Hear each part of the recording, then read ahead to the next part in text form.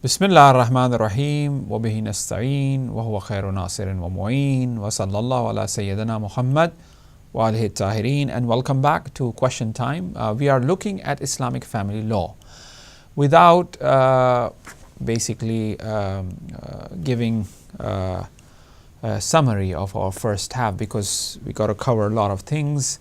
I would just delve into the subject of family law. We are looking at marriage right now, and we talked about the rights, so how marriage is encouraged in Islam, and then we looked at the rights of wife. What are the rights of a wife? Now, obviously, we talk about marriage. There are certain marriages which are considered as illegal from the Quranic point of view, from the Islamic point of view, obviously, and there are legal marriages as well, where there are allowed marriages. What are those marriages? In which cases it is allowed? In which cases it's considered as illegal? Prior to that, let me just tell you something that happened last month, actually, in November, about a month and a half ago. I was invited in a conference in Padova, Italy, and this conference was on Islamic family law, and they wanted to focus upon the alimony and child custody, and it was quite fascinating. There were about 30 solicitors. It was a special conference for the lawyers of Italy. And when I went there for one day, it was a day course, and they were very fascinated, as a matter of fact. My interview is published in the Islam Today as well. You can probably download that, or you could have that magazine. But what I'm trying to say, to cut the long story short, that's the reason I'm giving the whole story for. That's the main purpose of it. That the solicitors, that the non-Muslims, the lawyers, the intellectuals, they were very fascinated with the Islamic law. They never thought that the Islamic law will be this deep in regards to the alimony, in regards to the child custody. They were shocked, and they came and they say it was an eye-opener for them. It was an eye-opener that Islamic law has its intricacies that we never imagined that it does. We only dealt with child custody and alimony, which will come later on when we are doing the question time. In our question time, it will come later on as well. Now, as we said, that there are certain marriages which are considered to be haram or not allowed in Islam. What are those marriages? Now, or illegal marriages, for example. First of all, blood relationships. Marrying someone in blood relationship, Quran have prohibited and made it haram. Now, let's look at this. According to Quran, chapter number 4, verse number 23, there are 7 groups of female relatives with whom marriage is not permitted. It is considered as illegal. 7 group. Number 1, mothers, including both paternal and maternal grandmothers. So mothers, it is illegal to marry them, and paternal and maternal grandmothers, it is illegal to marry them. Group number 1. Group number 2, daughters, including all descending generation of granddaughters, illegal to marry. Daughter and granddaughters. Number 3, sisters, both full sisters and half sisters, it is illegal to marry. Half sister meaning, for example, if my father have a second wife, and from this second wife he has a daughter, I cannot marry her because we share the same father. So it's a blood relationship. Paternal aunts, including one's father's and grandfather's paternal aunts. So my father's sister, paternal aunts, and also my grandfather's sisters, illegal to marry. Group number 4.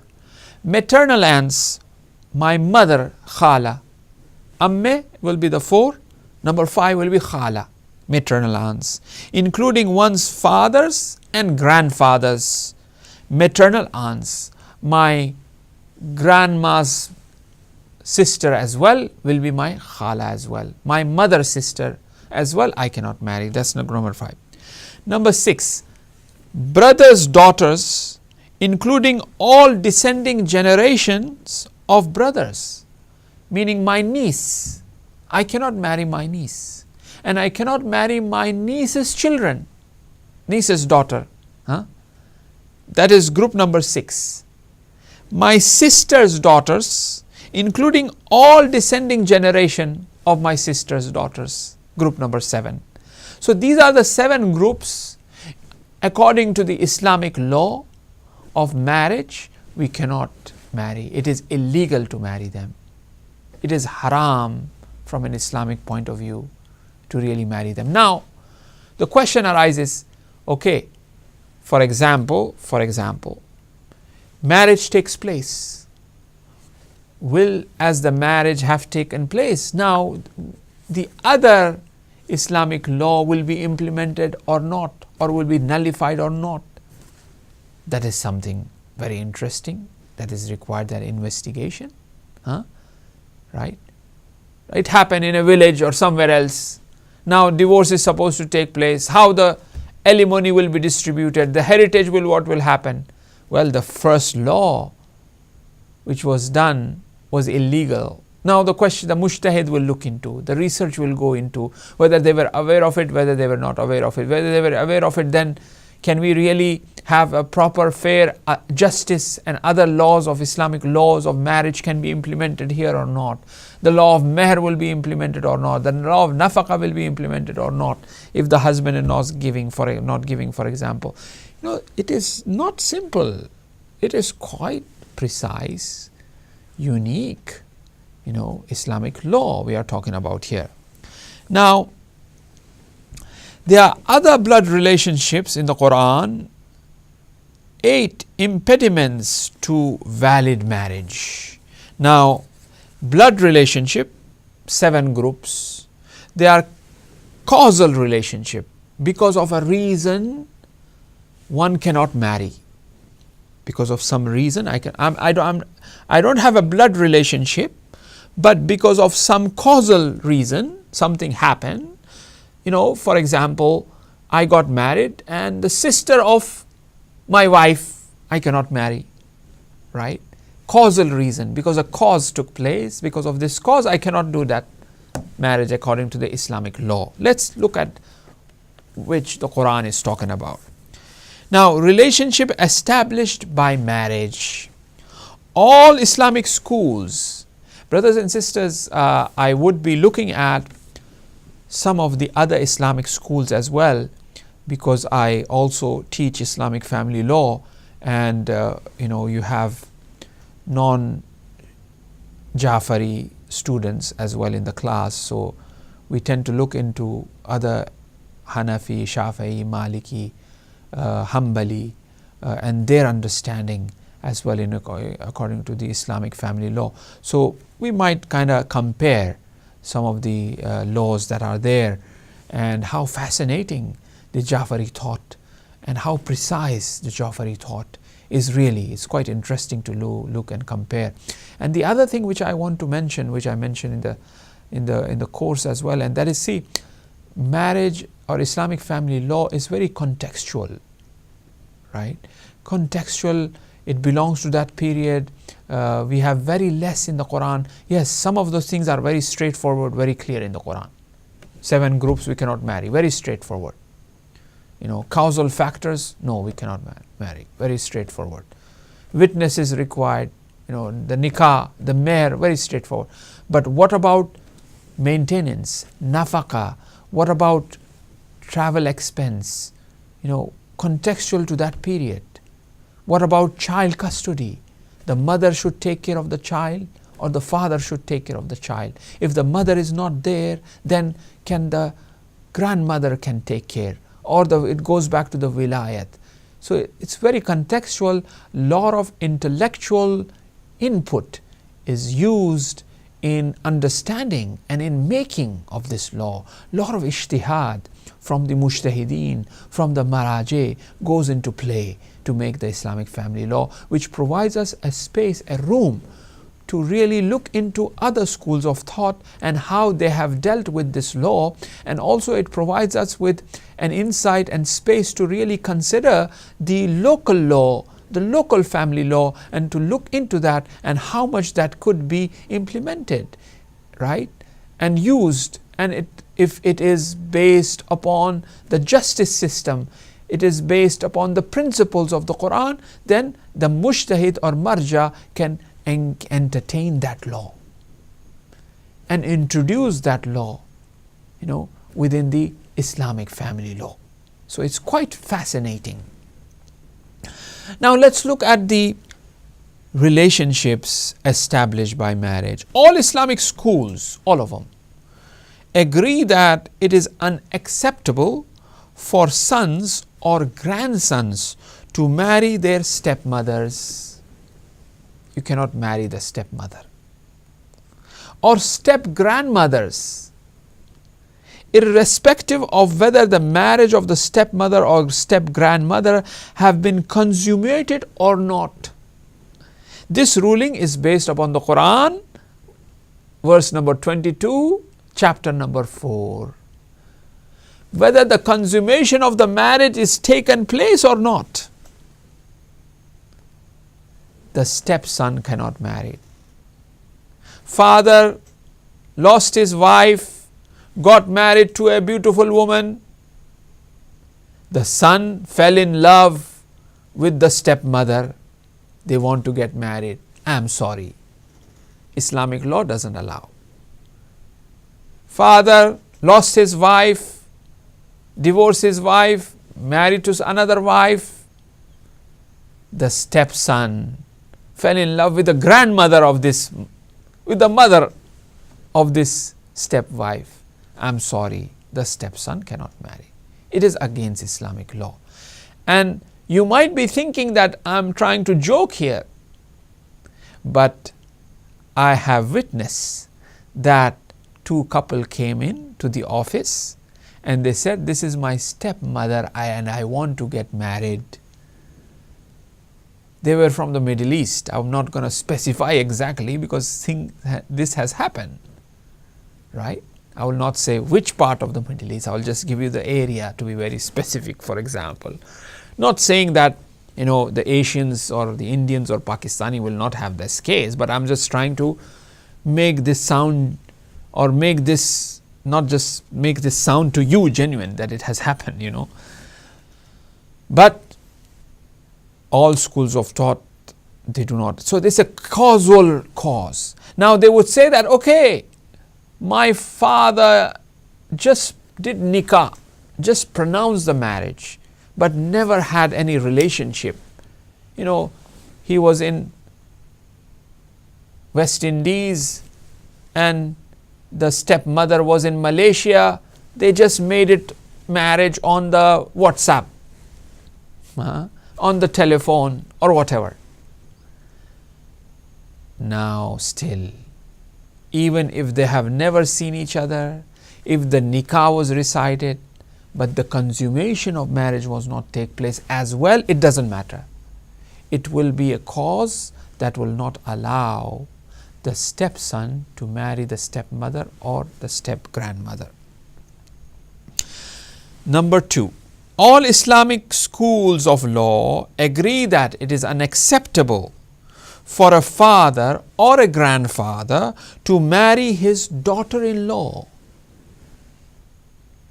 So the father cannot marry the daughter-in-law, and this is irrespective of whether his son's marriage to that daughter-in-law has been consummated or not. This ruling is also based upon the Quran, verse number 23, right after that verse. So a father cannot marry the daughter-in-law, period. What is going inside your mind now? I understand. Son's daughter-in-law, not the stepson. this incident happened in the Tariq, in the history, where Prophet Muhammad sallallahu alaihi wasallam married the divorced wife of Zayd, who was the stepson, not the son, right? So if the daughter-in-law, he cannot marry. Number 3, now we see all these Islamic laws, all of them, because these are based upon the Quran. It is unacceptable for a man to marry his mother-in-law and grandmother-in-law. He cannot marry the mother-in-law and grandmother-in-law, irrespective of the marriage is consummated or not. Chapter number 4, verse number 23. Now here 3 rulings are based upon the Quran, casual rulings. Now the 4th one is from the Fuqaha. They agree that marriage to a stepdaughter is only unacceptable if the marriage to her mother has been consummated. If there was a sexual relationship with the stepmother, right, the stepdaughter is considered to be haram. It is not allowed, right? This means that if a man has divorced a woman to whom he has been considered married because of a nikah has been conducted, but with whom he has not ever and had ever any superficial or physical contacts stimulated by sexual desires, it is permissible for him to later marry her daughter. This ruling is also based upon the Quran, chapter number 4, verse number 23. 2 sisters, once again the Muslim jurists, the mujtahideen, which we mentioned earlier, also doesn't allow that you could marry 2 sisters.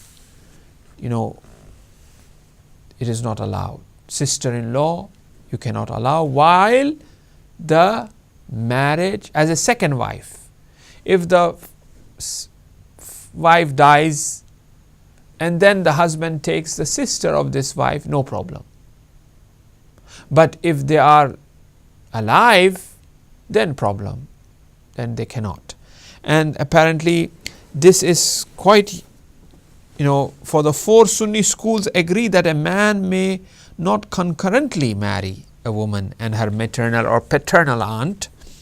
They base this upon the general ruling that it is not permissible to marry 2 women between whom, if one of them was a male, marriage would be haram, right? Now this went into other, and also, for example, these are their opinions of the other schools of thought. Now in terms of the sisters, this ruling is also based upon the Quran that you cannot. So they also agree on this as well. Now I think we have reached to the end of the program. Now we would look into the Islamic family law marriage. We still have quite a bit to cover, which is quite detailed, inshallah, and we will be covering gradually, and I would really recommend our community to really log on to really look at these programs. This will be put on the website as well. And I am following Islamic family law. There's a book, and also I will be following the Islamic encyclopedia of the 5 major schools, to make this program. And this is also a book which is from Ayatollah Sayyid Fazil Milani, which is available as well, and both are available on Amazon. You can get them. These are my sources, and I'll be looking into other Mizanul Hikmah and other traditions and Quran as well, to really and to really dissect and have a deeper understanding of a family law, and let these programs be put online as well, so that those whosoever wants to get married and wants to have an understanding of Islamic family law, they can really log on to. Thank you very much, brothers and sisters, for being with us. We'll continue on question time, and the topic once again would be Islamic family law, and we will be dealing with marriage, and we will be dealing with the section of zina, fornication, and then we'll talk about mahr and wet mothers, and all of those things, inshallah, to come in our future programs. Thank you for joining us, and goodbye from Hidayat. Thank you very much. Assalamu alaikum wa rahmatullahi wa barakatuh.